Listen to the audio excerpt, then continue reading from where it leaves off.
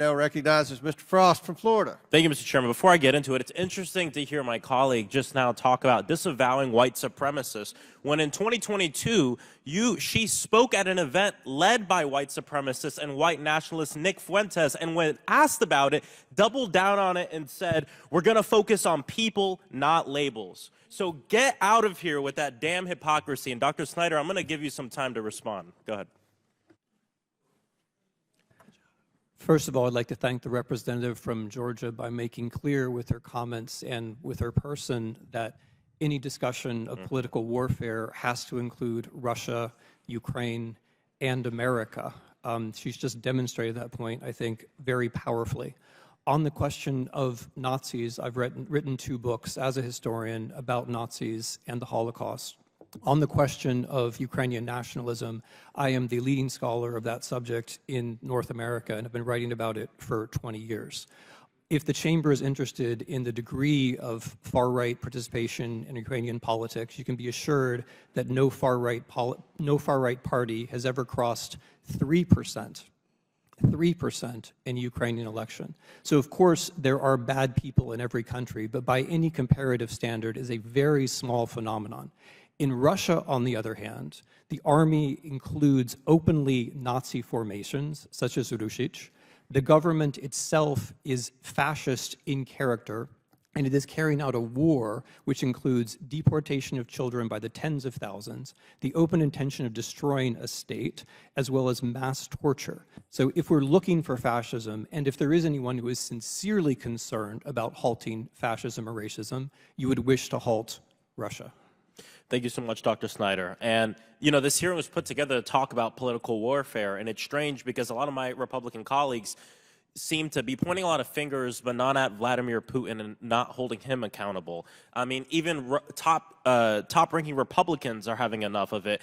Michael McCall said, quote, I think Russian propaganda has made its way into the United States. Unfortunately, it's infected a good chunk of my party's base, unquote. We just heard some of that right now. Republican Michael Turner, chairman of the House Intelligence Committee, quote, we see directly coming from Russia attempts to mass communications that there are anti-Ukraine and pro-Russia messages, some of which we even hear being uttered on the House floor.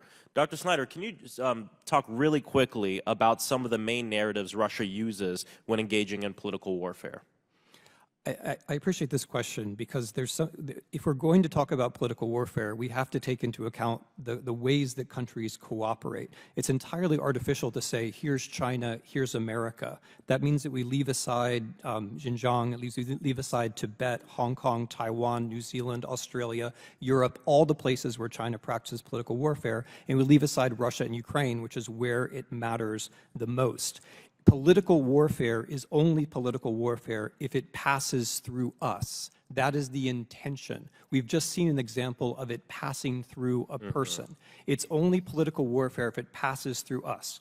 What the Russians and the Chinese imitating the Russians try to do is to convince us that our system is no better than theirs, there's no point in voting, and we should support, if we support anyone at all, the person who's most likely to bring our system down. That's the point. I really appreciate you bringing up the fact that it has to pass through us, because we just heard it here from my colleague, and here's another tweet from the same colleague saying, anyone who votes to fund Ukraine is funding the most corrupt money scheme of any foreign war in our country's history. And if you look at where this is from the Strategic Culture Foundation, an online journal run by a Russian intelligence service that has been sanctioned by the U.S. Treasury Department for election interference. So we see it passing through us, and not just with the colleague that just spoke, but with many of my colleagues on the other side of the aisle. And what Russian propaganda won't tell you is most of the money allocated for Ukraine is actually spent in America. 90% of it going to Americans. And so are these American companies that support Ukraine, are these allegations based on evidence, Dr. Snyder? And if not, where do these allegations against President Zelensky and his cabinet come from? First of all, U.S. weapons are being used extremely efficiently on the Ukrainian battlefield. They're being audited in practice. Secondly, there is an American institution which does audit the way that is expended. Third of all, you're quite right. What the allocation of usually weapons that are about to be decommissioned anyway to Ukraine means is that we spend more on modern weapons inside the United States, which is why the defense industry is generally in favor of it.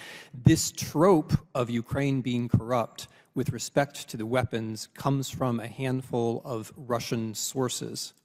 There is no reason to think it. They're fighting for their lives. They're doing very well.